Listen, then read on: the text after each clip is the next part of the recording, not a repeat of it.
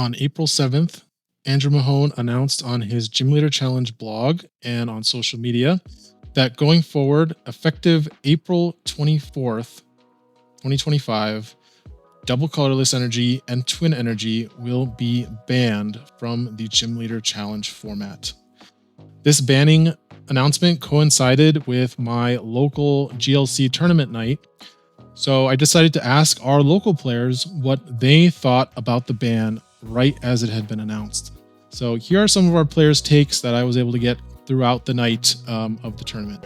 So they announced the Double Colorless and Twin Energy ban, and I think that it's probably fine. The colorless decks have access to many different types of action, like economy breaking cards. They have access to the fire engines, so like what is it, welder, right? Yeah. Like colorless does the welder package better than fire does because colorless has better attackers. It's just not great. There's a couple of decks that'll be hurt by the double colorless ban, but I think it's probably fine to just, like, usually they only run one double colorless anyway, so it'll probably be fine just because I'll be able to put a twin or a double turbo in. It'll be a little bit less damage, but that's not a huge deal. I think it's probably the best option. It would just be problematic if they didn't do anything, so they had to do something, and I think this is the best option. Do you play any decks besides? Yeah, I play double colorless and psychic. I use Clefable, and I use why am I blanking on the name? Gallade. Yep. And so it's like it works with both of those really well. And then I can just move the double colorless onto another Pokemon if I need to. Like I attack with Gallade, move it onto Clefable, knock something out with Clefable. Yeah, so it definitely affects what I'm doing. But I'm just going to put a double turbo in and deal with 140 rather than 160. It'll be fine. Yeah. Oh, yes. I think this is too strong now, so I think it's fair. But I'm sad about it because I love Guzzlord, so. You love colorless? Yeah. I love Guzzlord, and yeah, it also weakens Guzzlord, so that makes me a little sad. But as a dark lover, so I think just colorless and dark, I feel like are the decks that it would affect me the most. Yeah. Thank you. So I first thought they were just going to do it so that you could only play one of them, but I think that this ban is a lot bigger of a ban. It has a lot more implications for all kinds of decks. But honestly, I think it's pretty fair because I think a lot of the decks that really do benefit from these double energies are super powerful already. I mean, especially colorless, everybody already knows. So I think it's pretty fair. I'm interested to see what people do, deck building wise, because I think that the two biggest hits are colorless and darkness. And I think those are both like top 3 decks. I think darkness is like number 3. And so I think that this is probably healthier for all the weaker types. It is kind of inadvertently, a psychic buff as well, because psychic I think is the best deck, and I think that it's not going to suffer from that. So I do think that types like water and psychic to get better with this, but I think it's fair for the, because I think colorless kind of has everything. So I think colorless to me is like, it's cool, but it doesn't have my favorite Pokemon in it. And so I think that the hit there is fine by me. I kind of am more appreciative of it. A deck that I play that I do really like it is I have an ancient fighting deck, and I don't like that I don't have any of my double colorless energies for my Koraidon and my Great Tusks, because that kind of kills it. But otherwise, the only deck that I play that really, I almost never played decks seriously that have it, so I'm kind of okay with it from my standpoint. So this is fine by me. It evens the playing field. All right. Thank you. No problem. So, I mean, pretty fortunate, but oh well, I don't play colorless. But unfortunately, my Guzzlord is going to have another option, so I don't know. But oh well, it is what it is. Counter energy problem? Counter energy. Probably. Just adapt. All right. Thank you. Enterprise adapt overcoat? Nice. Oh, sure. So, banning the double colorless and double twin is you're, you're hitting a lot of innocent bystanders.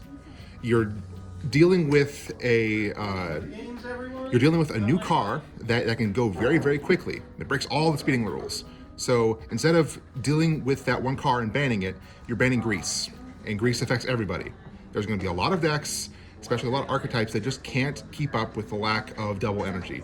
Coming to mind, Penny Loop, anything that runs Guzzlord, and a lot of Psychic decks. Sure, Psychic doesn't need to be any stronger, but that's another story entirely. There's far too many things being hit that aren't just colorless. If you want to deal with colorless, you should deal with it at the root, rather than hurting everybody else to spite one outlier. Good. Nice. Thank you. All right, so I am 100% here for it. Seeing 25% of the meta share being colorless, and then like going to a local tournament and like 2 or 3 of the top 4 were using 2 or 3 double colorless energies.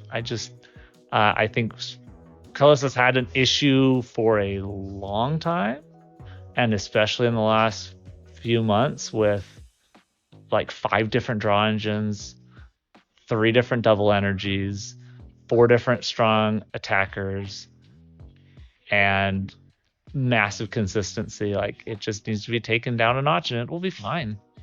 It'll have to accelerate energy like the rest of the types, and it might not be able to get a powerful attack off every turn, and that's fine.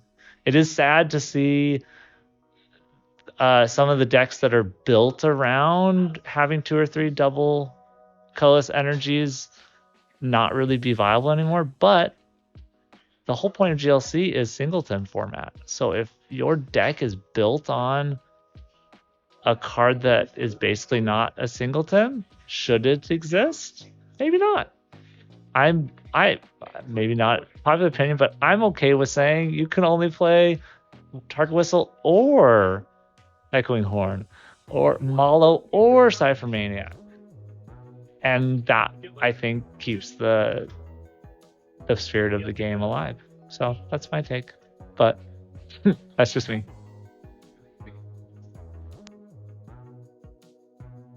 So it's the day after the ban, and I'm at work, but I felt like I needed to record something soon. So I'm doing this on my break, and normally I would do like a voiceover, but I felt like since our players, put themselves out there on camera to give their thoughts, I should do the same myself on camera. So my thoughts on the ban. For me personally, I'm of 2 minds about this ban. Personally, subjectively, I understand where this ban's coming from, and I'm okay with it. Especially I've read through Andrew's posts on Discord and the blog posts that officially announced the ban. I'm able to see the vision behind it, and I understand it. Objectively, though, I think there are some issues with it, kind of the specifics of it that need to be addressed a bit more, and maybe considered a bit more, and they might lead to some problems in the future if they're not considered and addressed. So, in defense of this ban, and I wrote my thoughts down, so I'm trying to read it as I'm going, but I felt like this was a better way to do it. I think there is a common perception by players about how bans should work in games.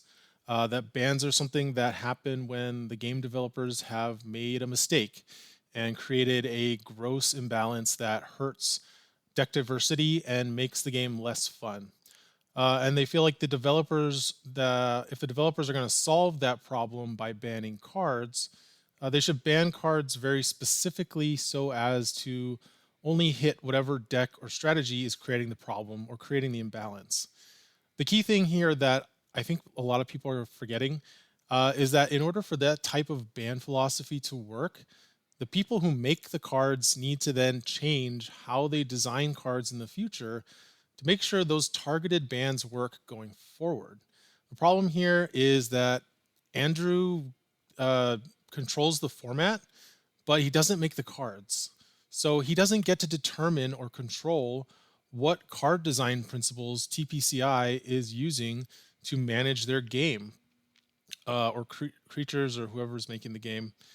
TPCI designs their cards for the standard format and only for the standard format. GLC exists as an extension around that design, around the edges of the standard format and of the game that TPCI is carefully crafting for standard. But GLC is not the focus or primary consideration for the game that TPCI is trying to create. If Andrew bans a new card from GLC that's just come out, but TPCI is happy with how that card is playing in their standard format, then there's nothing stopping TPCI from putting out more cards in the same design space at a pushed power level of the card that was just banned. This is why Andrew talks about preferring to ban older cards instead of new ones. When a deck suddenly becomes problematic in a format, to us as players, it feels obvious to point at whatever the newest powerful card is in that deck and say that must be the source of the issue, obviously, and that's what needs to be dealt with. The deck wasn't a problem before that new card came out or those new cards came out. But Andrew, as someone on the outside of the game looking in, just like the rest of us, he's taking powerful new cards as an indication for where the game developers are looking to take the game, and would rather move the format along with the current instead of trying to constantly swim against it by banning new cards to protect old ones. The old cards that have unique effects that we don't see printed into new versions anymore, those are the kinds of designs that the company is indicating they are moving away from and are leaving in the past. In this way, Andrew talks about banning cards in GLC as being a way to sort of rotate out certain specific problem cards out of the format, older cards that are creating problems with the newer cards. In order to make room for the new cards and allow new cards to exist in the format without needing to rotate out entire sets of cards the way that standard does. And this is good because it means that players can play with the old cards, not have to worry about rotation, and instead of worrying about hundreds of cards leaving the format each year like they do in standard, you only have to deal with one or two or maybe three, as we saw in the last band update, at a time. And it's a little bit easier to deal with and easier to manage. Double Colorless Energy and Twin Energy as a whole for the entire format have basically been deemed as unwanted by Andrew. Double Colorless Energy, a double energy with zero conditions or drawbacks, was last printed in late 2016 in the Sun and Moon format. In Sun and Moon's base set specifically, and that's the Japanese print date. And it rotated out of standard in late 2019 in Japan. Since then, all double energies have had some kind of drawback or restriction or additional requirement for them to be able to provide 2 energy in one card, including Twin Energy from the early Sword and Shield era. Since then, Rapid Strike Energy, Double Turbo Energy, Reversal Energy, and Neo Upper Energy, the double multi-energies we've gotten since Twin Energy, they all have either major drawbacks or restrictions on which Pokemon they can provide multiple energy for. And so that can inform us that any double energies that come out in the future are going to be heavily restricted to a narrow band of Pokemon that they can be attached to. So all that being said, I have to acknowledge, and I think it needs to be said, this is a painful ban for a lot of players, and not just colorless players. And in fact, this is not even really a ban targeted at colorless. This is a ban that is intended to basically reset or impact the format as a whole, to adjust the power level of the format as a whole, not just on colorless. So the collateral damage on this ban is huge, right? And arguably, it's intentionally so. It was intended to affect more than just colorless. My main criticism of the ban would be the communication around this ban. It did say in the blog that one of the aims is to specifically target colorless, and that colorless is the main part of the problem. I'm sure that the dominance of colorless at the full grip 1K was what solidified the ban, and it's certainly going to change how colorless decks are built going forward. But colorless has kind of an infinite pool of options for getting around energy attachment limitations. It's the more casual, fringe, off meta, non colorless decks that were built around DCE and Twin that got caught in the blast radius of this ban. I saw posts from someone who had built a water deck around these double energies and been practicing with it for weeks in preparation for the Milwaukee regionals in the first week of May. And they were devastated by this news because they had spent a lot of money to prepare to travel and put a lot of time into practicing the deck. And I think it's understandable that there's going to be a lot of hurt feelings from players who were not playing colorless decks. And while I think that players ultimately need to accept that games are always going to change and that sometimes they are going to just have to adapt to that change and take responsibility for their own fun in the game, it's important to validate and empathize with these players who weren't the target of these bans, and there could stand to be a little bit, at least a little more empathy and a little more consideration for the more casual side of the hobby. But certainly, darkness is going to be the hardest hit by this ban, in my opinion, even more so than colorless. Guzzlord is basically the pillar that all competitive darkness decks are built on, and Double Turbo reducing Red Banquet from 120 to 100 really hurts the math on that attack, which hits just hard enough normally with a Fighting Fury belt or a muscle band to knock out most big basics. While Darkness still has some tricks to get to 4 energy, like TM Turbo Energize, Darkness Patch, Beast Ring, and Raihan, these are all being used in concert with the double energies to get Guzzler to 4 energy. Fighting is the other type that I think really hurts from losing double colorless, specifically the Penny Loop fighting deck and other ancient fighting decks. For whatever reason, 2 of the best ancient fighting Pokemon were given very powerful attacks that use 2 colorless energy, most likely to allow them to play nicely in standard with ancient decks that focus on other energy types. And as a result, they were able to abuse the synergy between attacks that can be powered by a single energy and cards like Penny and Acerola on top of tool cards and abilities that increase their HP.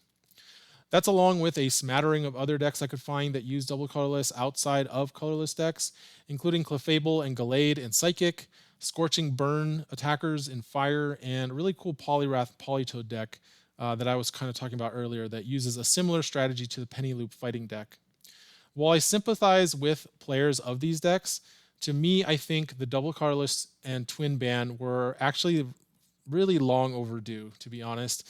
And it's just best to think of these decks as sort of curiosities and oddities that had the pleasure of existing temporarily in that window of time that these cards were legal, and now they're being phased out to preserve the overall health of the format.